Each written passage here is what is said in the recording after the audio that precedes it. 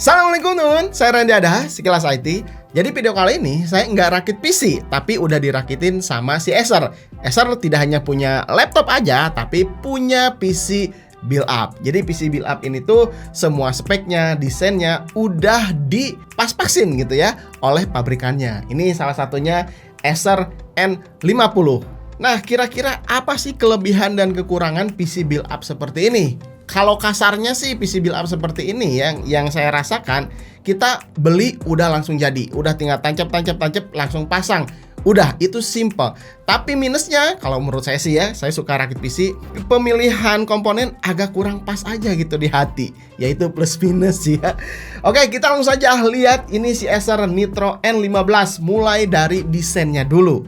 Kelihatan dari tampak depan ini garang, elegan, ya, mirip Predator karena warna merahnya ini tuh nggak bisa diganti teman-teman. Jadi Acer itu ciri khasnya merah hitam.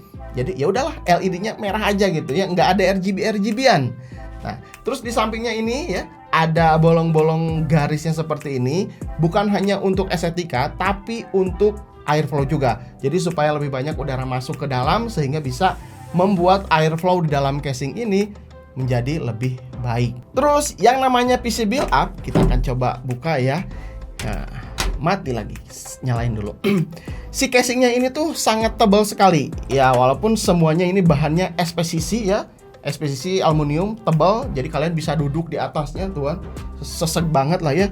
Mulai dari set kanan kiri, depan belakang ya, semuanya aluminium. Kecuali bagian atas ini plastik dan aksesoris yang seperti Predator ini adalah plastik. Terus menariknya lagi, nah di atas ini apa sih ada menonjol kayak gitu? Ini tuh ternyata wireless charger ya. Jadi kalian kalau misalkan punya handphone ya bisa wireless charger, tinggal simpan aja di sini, otomatis si handphonenya langsung ngecas. Itu unik juga ya. Sambil main game, simpan handphone di atas tetap bisa ngecas. Mantap nih ya. Nah, untuk bagian front depan ternyata cukup lengkap juga. Udah ada USB Type A, USB Type C dan combo jack untuk mic dan audio. Terus tombol power on off-nya di sini menurut saya sih cukup elegan ya. Ada prismatiknya gitu ya. Ditekan tuh ketika kita nyalain, langsung nyala merah. Terus untuk dimensi si casing ini tuh panjangnya 39,2 cm, lebarnya 17,5 cm dan tingginya 38,6 cm. Cukup compact. Jadi ini tuh lebih kecil dibandingkan casing-casing dari yang seperti biasa, yang ukuran ATX seperti ini. Ini lebih compact kelihatannya. Nah, ukurannya itu kan kecil. Gimana dengan airflow-nya? Yang pertama di sini udah dikasih satu fan untuk exhaust. Ini 12 cm. Tapi ternyata di depan ini tuh masih ada slot untuk satu fan ya. Harusnya sih Acer ini kasih lagi fan untuk intake supaya ketika nanti ditutup seperti ini ya, airflow di dalamnya tuh cukup adem, cukup baik lah ya. Tapi di sini saya lihat tuh nggak ada fan tambahan ya untuk intake-nya. Jadi ya sayang aja gitu.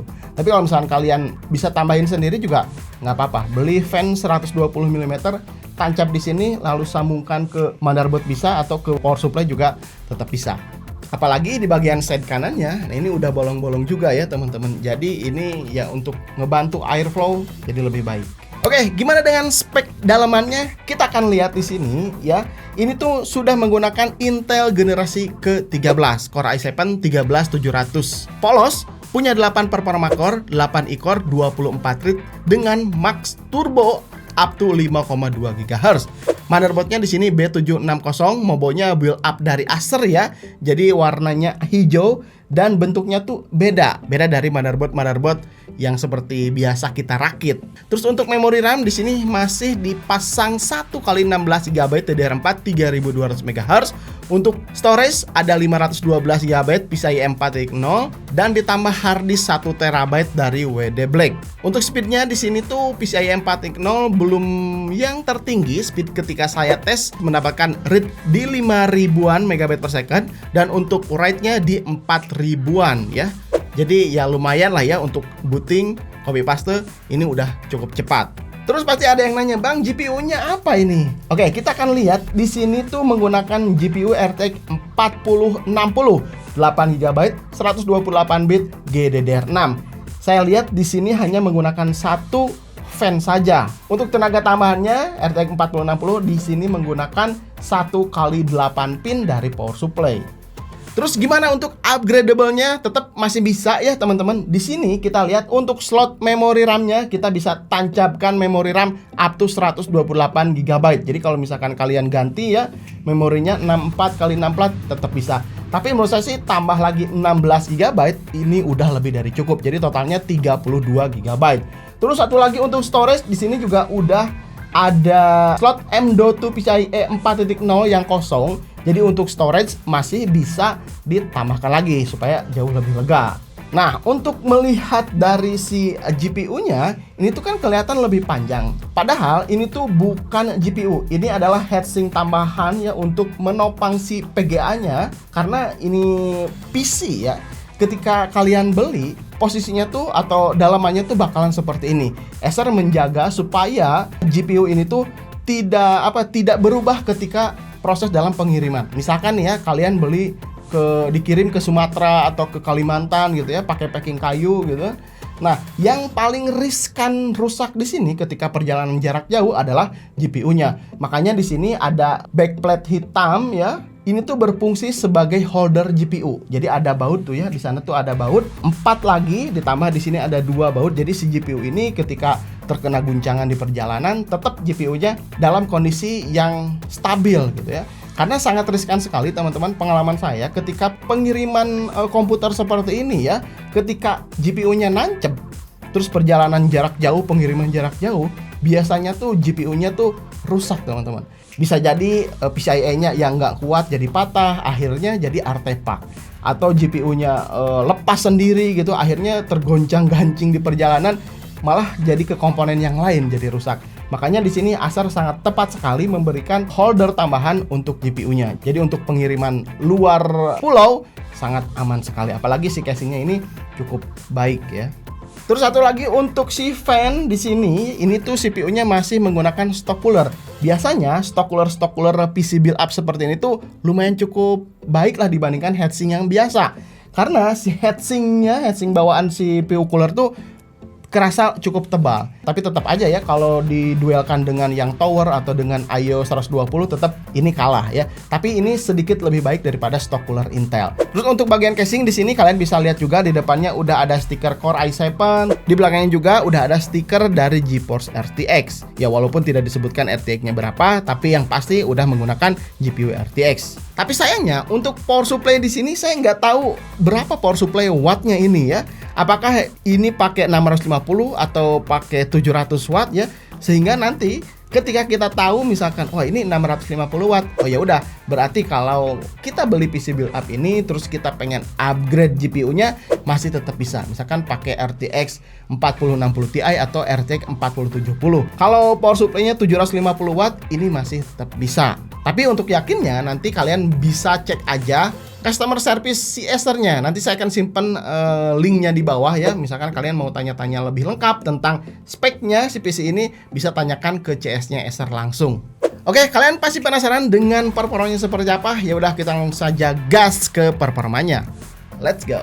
Oke, pengujian pertama ya. Pengujian ini tuh dilakukan di ruangan tanpa AC, jadi lumayan cukup gerah. Oke, pengujian ini saya tes dengan bawaannya. Jadi saya tidak overclock, saya tidak tambahkan komponen apapun ya. Jadi berjalan bawaan dari si pabrikan Acer-nya. Oke, pengujian pertama dari 3D Mark Synthetis. Firestrike mendapatkan all score 24.692 poin, grafik skornya 27.835 poin, dan fisik skornya 30.129 poin. Skor ini sangat tinggi sekali. Terus untuk suhunya, suhu CPU maksimum di sini terlihat di HW Info menyentuh 84 derajat Celcius dan suhu GPU di 77,3 derajat Celcius. Lanjut kedua ada Time Spy. All skornya mendapatkan 10.307 poin. Skor ini sangat baik untuk semua kegiatan productivity di tahun 2024. Bahkan 2 atau 3 tahun ke depan juga spek seperti ini masih sangat kencang. Untuk suhu CPU dan GPU, ketika dilihat dari HW Info, CPU di sini menyentuh 87 derajat Celcius dan GPU di 76,3 derajat Celcius. Ya, ini lebih panas karena pengujian Time Spy lebih berat dibandingkan si Firestrike. Ketiga ada Port Royal, mendapatkan skor yang sangat baik sekali, 5.876 poin. Pengujian ini lebih ke ray tracing dari GPU-nya. Lalu ada Cinebench R15 mendapatkan multi score 2.994 CB Cinebench R20 mendapatkan 7.025 poin untuk multiscore-nya, dan Cinebench R23 mendapatkan 18.308 poin. Lanjut ada V-Ray benchmark, di sini mendapatkan 13.685 poin. Lalu V-Ray GPU kudanya di sini mendapatkan 1.201 poin, dan V-Ray GPU RTX yang mendapatkan 16.008 poin.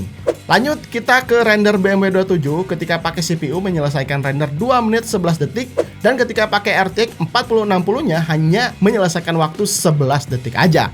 Nah, ini kenceng banget ya.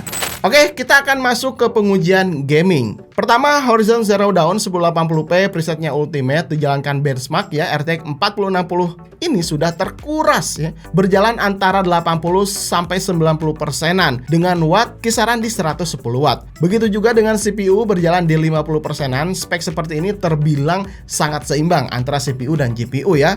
Kalian bisa lihat di usage kiri atas tuh ya. Usage CPU masih tersisa untuk keperluan lain, misalkan sambil streaming atau buka browser multitasking yang cukup banyak ya. Sambil gaming masih oke-oke aja. Kalau FPS mah di game Horizon Zero Dawn ini mendapatkan 108 FPS. Game kedua ada Spider-Man Remaster. Resolusi sama 1080p, presetnya very high. Ini paling tinggi ya settingannya. Usage GPU dan CPU terlihat masih sama seperti game sebelumnya.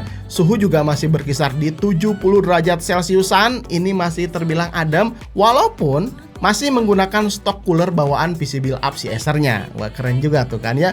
Pengujian ini ya tadi saya udah sebutkan di ruangan tanpa AC, jadi sedikit agak gerah.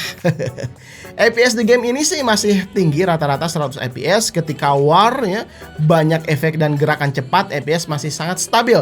Jarang banget drop FPS-nya, paling mentok-mentok di 70-an FPS ya ketika ada pergerakan cepat atau ledakan-ledakan yang besar. Dan kalian bisa lihat juga watt PC ini. Untuk PC-nya aja ya, di pojok kiri bisa dilihat kisaran di 210 sampai 200 watt. Ini naik turun ketika bermain game. Dalam keadaan idle mungkin bakalan di bawah 100 watt. Oke, sekarang kita akan tes isi diffusion. Karena GPU udah pakai GPU RTX 4060, harus dimanfaatin untuk AI. Oke, pertama tes cari 5 referensi anime, menyelesaikan render 30 detik dengan kecepatan rata-rata 3,9 iteras per second. Lumayan kenceng lah ya, dengan command prompt yang cukup singkat. Lalu di sini saya tes juga menggunakan command prompt yang lebih banyak dan sulit. Kecepatan GPU-nya masih sama di 3,9 iteras per second, namun durasi render beda 10 detikan. Ini lebih lambat, menjadi 40 detik untuk menyelesaikannya. Masih bisa diandalkan lah ya. Jadi RTX 4060 di sini tetap masih bisa optimal untuk render AI-an. Keren ya. Gimana kalau dipakai editing? Oke, di sini saya tes Premiere Pro. Ini ngedit video-video sekilas IT yang biasa diupload ke YouTube. Resolusi 1080p, 120 fps. Playback di timeline sangat lancar tanpa ada patah-patah. Meskipun ini masih sedikit layar dan efeknya ya, namun saya rasa masih sangat kuat dipakai produktif. Dipakai editing aman lah ya. Di sini saya juga tes render video, file size-nya sekitar 1,7 GB dengan durasi video 22 menit. Hanya memerlukan waktu 15 menit aja untuk menyelesaikan rendernya. Mantap. Dan untuk live streaming saya juga tes ya, ini bonus. Saya tes di Facebook dengan OBS. Masih sangat playable sekali, FPS tinggi tanpa ada patah-patah ya. Dan yang penting output video streamnya mulus dan enak ditonton oleh viewer. Nah, kalian bisa lihat aja nih. Wih, keren ya. Nah, gimana menurut kalian setelah tadi melihat performanya, desainnya dari si Acer Nitro N50 ini? Apakah cukup worth it atau tidak? Karena kalian belum tahu harganya berapa ya. Nah, ketika saya lihat-lihat di e-commerce harganya ya lumayan cukup tinggi ya, di 26 jutaan. Ya memang ini ada plus minusnya. Yang pertama, kalau kalian pengen yang simple gitu ya, tinggal pakai aja ya, PC build up seperti ini bisa jadi solusinya. Apalagi ditambah ada teknologi-teknologi tambahannya ya. Ada wireless charger di sini gitu ya. Oh iya, ini udah termasuk Wi-Fi 6E juga ya. Jadi kalian nggak usah tambahkan receiver Wi-Fi untuk menangkap internet. Nggak usah, karena ini udah ada di dalamnya. Terus apalagi desainnya yang compact ya, dipajang di atas meja kalian tuh tinggal tutup-tutup aja gitu ya. Si casingnya kayaknya cukup clean juga ya. Tapi minusnya di sini ya, pertama dari airflow. Kenapa nggak dipasang satu fan untuk intake ya, untuk Acer ya? Siapa tahu nanti ini bisa jadi satu masukan juga supaya nanti si exhaust di dalam casing ini bisa jauh lebih baik. Terus kelebihan keduanya tetap ini masih bisa di-upgrade mulai dari memori RAM, storage, dan GPU juga kayaknya ini masih bisa di-upgrade. Tapi untuk lengkapnya kalian bisa langsung tanya ke CS Acer-nya. Nanti saya akan simpen ya infonya di deskripsi. Yaitu kelebihannya. Terus kekurangannya. Kekurangannya mungkin ya salah satunya dari harganya ya. Harganya ya lumayan cukup tinggi dibanding kalau kita rakit PC sendiri. Tapi ya rakit PC sendiri itu juga kita harus punya keahlian khusus ya. Tidak semua orang bisa rakit PC ya dengan spek seperti ini gitu ya. Ini udah dirakitkan oleh si pabrikan Acer-nya. Kalau misalnya kita nggak bisa rakit sendiri, ya udah ini bisa jadi solusi. Jadi ada plus minus lah ya PC build up seperti ini. Terus garansinya juga ternyata ini udah dikasih garansi selama 3 tahun. Ada juga extender warranty. Layanan ini bisa mendatangkan teknisi untuk servis ke tempat kita ya, tapi dengan jarak maksimal 30 km dari titik Acer Customer Service Center. Terus udah ada Windows berlisensi juga. Ini pakai Windows 11 Home. Jadi kalian nggak usah install lagi. Ini udah langsung tancap. Paling ya aplikasi-aplikasi lain bisa install sendiri ya. Oh yang nggak ketinggalan juga di dalam paket pembelian si PC Acer N50 ini tuh udah termasuk satu keyboard membran, satu mouse, kabel power, dan mouse padnya juga ya, termasuk buku panduannya juga ya gitu. Oke, jadi ya udah kita tinggal beli monitor. Kalau misalkan beli PC ini, beli monitor udah langsung pakai. Oke, gitu aja teman-teman. Jangan lupa ya komentar di bawah PC ini tuh cocoknya untuk siapa. Sampai ketemu di video berikutnya. Saya Randy Adha, sekelas IT. Assalamualaikum warahmatullahi wabarakatuh. Salam teknologi.